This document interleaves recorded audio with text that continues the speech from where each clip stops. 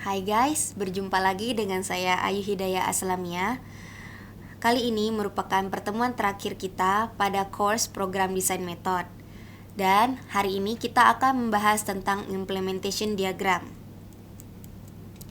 Adapun konten yang akan kita bahas pada pertemuan kali ini yaitu mengenai arsitektur, implementation diagrams, user interface, dan dealing dengan persistence data.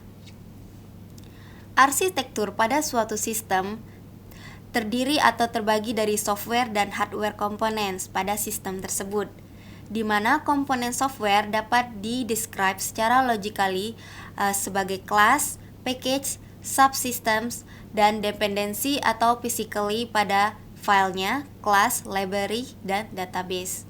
Kemudian ada hardware arsitektur, di mana arsitektur hardware terdiri dari sistem developer, kemudian concern atau fokus pada komputer, dan koneksi yang ada pada sistem akan dijalankan. Untuk lebih detailnya, mari kita simak video berikut tentang arsitektur sistem. Pada arsitektur diagram, arsitektur pada suatu sistem terdiri dari komponen software dan hardware, di mana komponen pada software dapat dijelaskan secara logik pada suatu kelas, package, subsystem, dan hubungan antar komponen tersebut atau secara fisik ketika sistem mengeksekusi suatu file, atau kelas library maupun database-nya.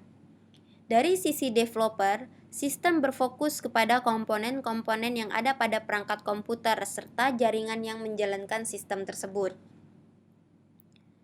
Dapat kita lihat pada gambar, di sini merupakan contoh dari arsitektur sistem, di mana arsitektur ini terdiri dari beberapa level, yaitu level 1 merupakan package diagram dari subsistemnya, lalu level 2 merupakan kelas diagram dari arsitektur yang berguna untuk memanage data dari subsistem. Kemudian dapat dilihat pada figur 93 merupakan package dan dependensi atau hubungan dari antar arsitektur tersebut, di mana di sini ada yang namanya manage data, kemudian di situ hire bike, di mana pada hire bike berisikan data tentang informasi penyewaan sepeda.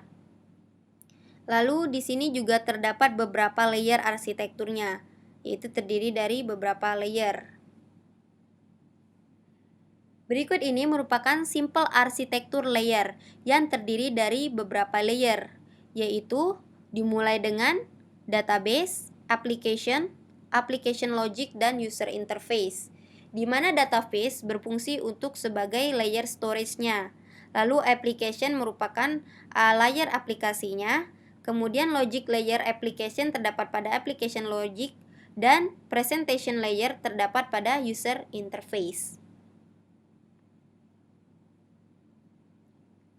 Berikut ini merupakan arsitektur package pada layer. Di sini ada storage layer. Storage layer yang dinamakan dengan storage package dapat menggunakan database, kemudian di JDBC, Java SQL, dan relational class. Di sini kita bisa lihat kalau dilihat dari atas, yaitu dimulai dengan presentation package, yaitu berupa application user interface class-nya dengan Java Swing-nya yang merupakan layer presentasi atau user interface. Lalu turun ke application logic layer berupa application control class. Lalu ke application class, yaitu aplikasi, layar aplikasinya. Lalu ke storage layer.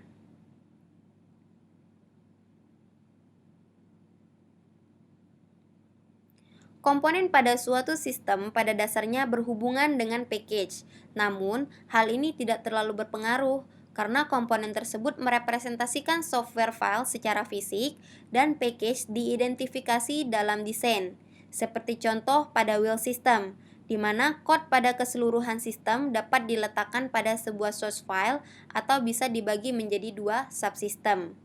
Dapat dilihat pada gambar tersebut merupakan software komponen yang terdiri dari hiring menggunakan Java, kemudian ada maintenance dan database.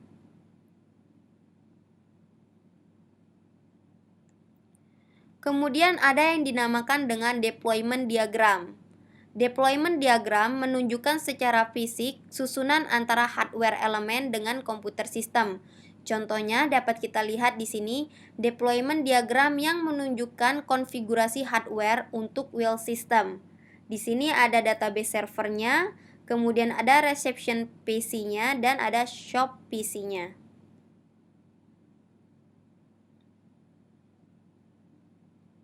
Nah, ini merupakan contoh user interface, yaitu tampilan yang digunakan aktor untuk menginput atau mengirimkan informasi ke sistem. Pada gambar pertama merupakan customer detail memasukkan screen dari wheel system. Lalu yang kedua adalah main menu screen dari wheel system dengan operasi maintain customer list. Kemudian dari hasil user interface itu dihubungkan dengan object oriented program untuk suatu database yang relasional. Nah, database yang relasional itu ditunjukkan dengan contoh tabel berikut. Ini merupakan contoh tabel dari customer pada relational database, di mana pada data customer terdiri dari customer ID, nama customer, nama panggilan pertama, alamatnya, kotanya, serta nomor teleponnya.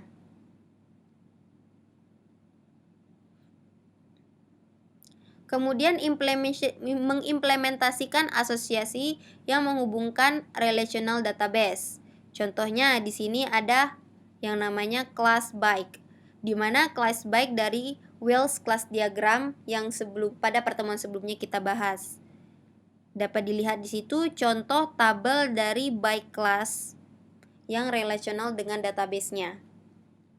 Di situ terdiri dari nomor sepeda, status sepeda available kah atau tidak kah, jenis sepeda, ukuran, kemudian produknya dari mana, modelnya, kemudian harga sewa per harinya berapa dan harga depositnya. Lalu di sini mengimplementasikan association relationship pada suatu database yang relasional. Di sini ada customer yang berhubungan dengan payment.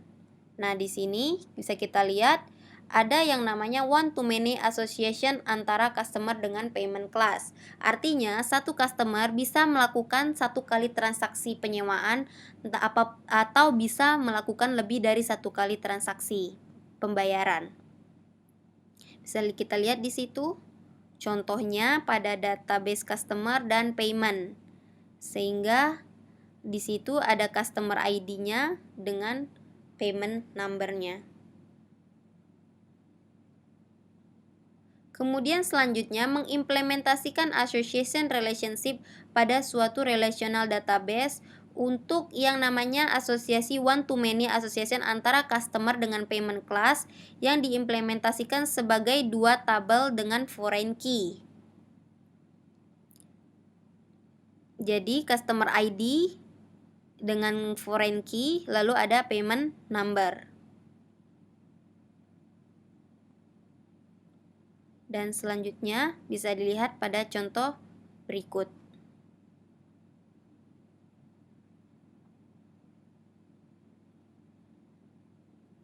Di sini merupakan inheritance relationship antara bike dengan specialist bike. Jadi turunan dari bike.